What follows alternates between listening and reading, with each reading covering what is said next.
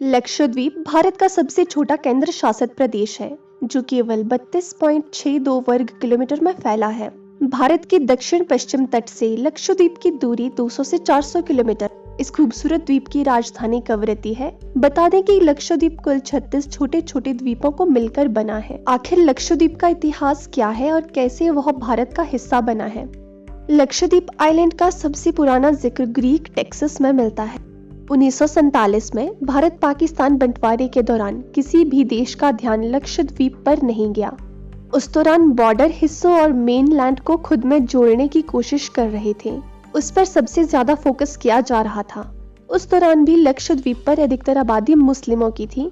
तो ऐसे में पाकिस्तान के पहले और तत्कालीन प्रधानमंत्री लियाकत अली खान के मन में विचार आया कि इस मुस्लिम बहुल इलाके पर भारत अपना अधिकार नहीं करेगा, इसीलिए इस पर कब्जा कर लिया जाना चाहिए। अभी देश को आजाद हुए 1 महीना भी नहीं हुआ था कि लियाकत अली योजना बनाने लगे थे कि लक्षद्वीप को किस तरह से भारत का हिस्सा बनाया जाना चाहिए। वहीं दूसरी ओर कुछ इतिहासकारों का मानना है कि लक्षद्वीप को भारत में विलय करने के लिए भारत की तत्कालीन गृह मंत्री सरदार वल्लभ भाई पटेल ने वरिष्ठ अधिकारियों और मंत्रियों से बातचीत करनी शुरू कर दी थी। अभी चर्चा चल ही रही थी कि इसी बीच लियाकत अली खान ने लक्षद्वीप युद्धपोत भेज दिए। इस बात की खबर तुरंत ही गृह मंत्री सरदार पटेल को लग गई। इसके बाद उन्होंने आरकोट रामास्वामी मुदालियर और आरकोट लक्ष्मण स्वामी मुदालियर को सेना लेकर तुरंत लक्षद्वीप की ओर जाने के लिए कहा। सरदार वल्लभ भाई पटेल ने मुदालियर भाइयों को आदेश दिया कि जल्द से जल्द लक्षद्वीप निकले और वहां की सरजमीन पर तिरंगा लहराकर अपना आधिपत्य स्थापित करें।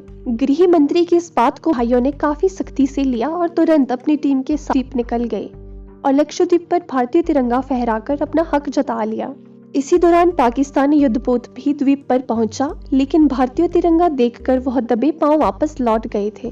कुछ इतिहासकारों का कहना है कि समझदारी और काबिलियत के कारण आज लक्षद्वीप जैसा खूबसूरत द्वीप भारत का अहम हिस्सा है। 1956 में भारत सरकार ने यहाँ के सभी द्वीपों को मिलाकर केंद्र शासित प्रदेश बना दिया और 1973 में इन द्वीप समूह का नाम लक्षद्वीप कर दिया गया।